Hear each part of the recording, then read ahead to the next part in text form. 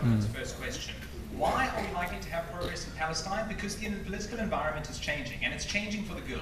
The problem is here, and the question of this debate isn't whether we're going to have absolute perfect solution to the Palestinian-Israeli problem. It's whether or not the UN membership will make this better, or whether it will entrench the attitudes that have led to the problem being a problem in the first place. What we told you is that fundamentally, what you're entering into is a highly politicized organization that, for a raft of reasons that government, that opposition have given you, isn't likely to have decisive decisions that can actually make a difference on organizations. In order for the UN to be effective in this situation, you need to have political will within the organization, and you need to have some kind of capacity to enforce the decisions you actually make. We told you that US support and entrenched US support that isn't likely to change, and that the political conditions that make that US support have not changed is likely to continue and block any meaningful resolutions. But even if there were meaningful resolutions made about this issue, US and Israel simply have no incentive to implement these. There already is very weak buy-in to the UN as an organization and to many of the other organizations like the ICC.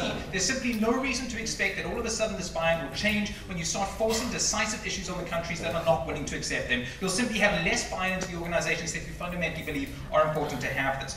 Basically, ladies and gentlemen, what we've seen today is that there has been no substantial reason why the UN is able to make real substantive change. Therefore, what we need to consider is how this will really change the negotiating position between the two, between Israel and Palestine, and how having a statehood will change the fundamentals of what we're trying to do right now. What we told you is there's also, similarly within this, it's also not going to change this idea that somehow having UN membership is going to create prosperity. Firstly, because the fundamental reason that you don't have prosperity in the Palestinian Authority is because of the warlike state in which they live in. And we think that you can have an agreement in the World Trade Organization, but it won't make a difference if you're still being blockaded by an Israel that is unwilling to compromise. Secondly, what we tell you is even if that wasn't true, Palestine just don't have the capacity to engage in these meaningful abstract organizations that require substantial capacity, and we just don't think this prosperity issue is really a big issue in this debate. What we then need to talk about is what's going to really be more likely to have compromise. And Ashish here wanted to stand up and tell us that we should ignore Israel's wishes, but fundamentally we need to care about what both organizations and both sides of this debate have in order to create buy-in. And what closing opposition are going to give you is show you why you're going to have less likely to have meaningful Palestinian negotiation and debates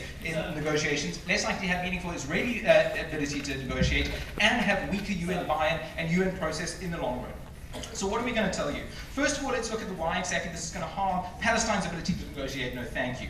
But what we heard today is that we needed some kind of negotiation between Fatah and Hamas as a first kind of building block in order to have real change in Palestine. What we tell you, though, is contrary to what closing government would have us believe, this actually requires compromise in two directions. We see right now that Hamas is the overwhelmingly powerful force in Palestine, not Fatah. And fundamentally, if we want to have a unified Palestinian Authority, you need Fatah to also be willing to compromise. The problem is, if they enter into the UN system, they are entrenched in such a way that they will find it more difficult to compromise for three key reasons. First of all, because their legitimacy is built on following the values of the UN, and those values of the UN fundamentally oppose the things that Hamas believes in, like failing to believe that Israel is a state, for example, they can't compromise in any way in order to actually meet Hamas in the middle. That means you're less likely to have that because their legitimacy is derived from things that are fundamentally opposed to Hamas. Secondly, what we tell you is that they're beholden to foreign powers who give them their power by allowing them to have UN legitimacy, and since foreign powers tend to oppose Hamas, they can't buckle on that either. And third, what we tell you is that because they're using the UN as some kind of mechanism of organization and a mechanism of discussion, and Hamas isn't recognized by the UN, you're going to be less likely for them to be able to use the mechanism of power they have.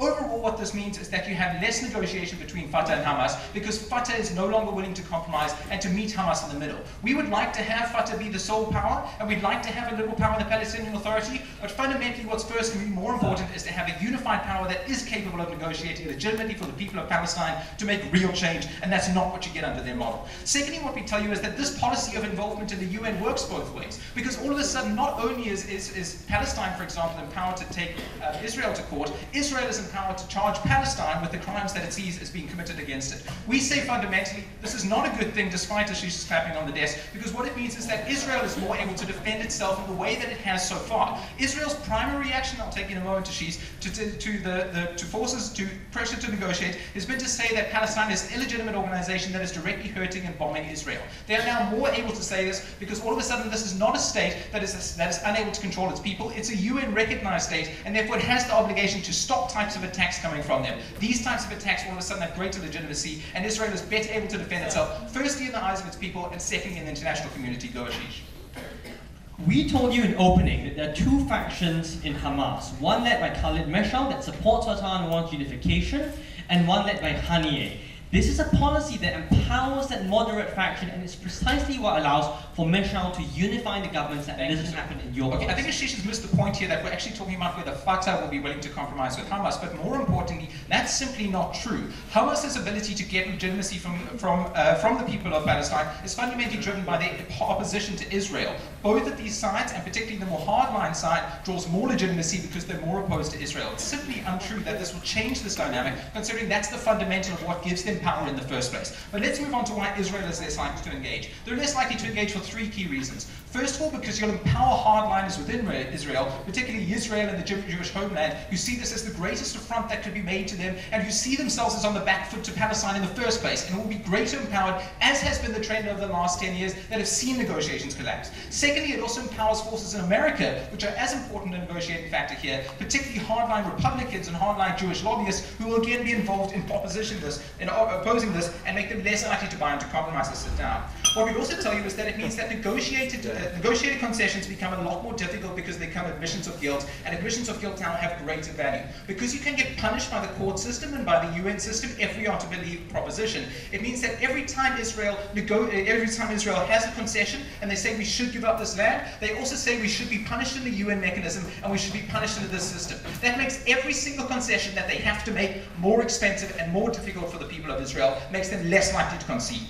Third, what we tell you is that it stops them from getting involved because all of a sudden it puts the structures of negotiations in an organization that is fundamentally against Israel, and because they won't believe that they'll ever be able to get progress in a UN which fundamentally opposes them, they won't become involved in that. Fourth, and lastly, what we tell you is that this simply destroys the legitimacy of the UN in the process of Palestinian negotiation. Because you may have statehood, and you may be a part of the organization, but unless that organization is actually able to make a difference, the Palestinian people are simply going to get frustrated and angry every time they try and do something in the UN and America and Israel blocks them. That simply builds into the perception of the UN as an American pawn that isn't in the interests of Palestine, and that breaks down any legitimacy you may have for this organization in the future. Basically, under their model, nothing changes in terms of real resolutions because that isn't able to make a difference. What changes is that Palestine is less able to negotiate, Israel is less able to negotiate, and you break down the legitimacy of this organization in the future. We must not allow this to happen. Thank you.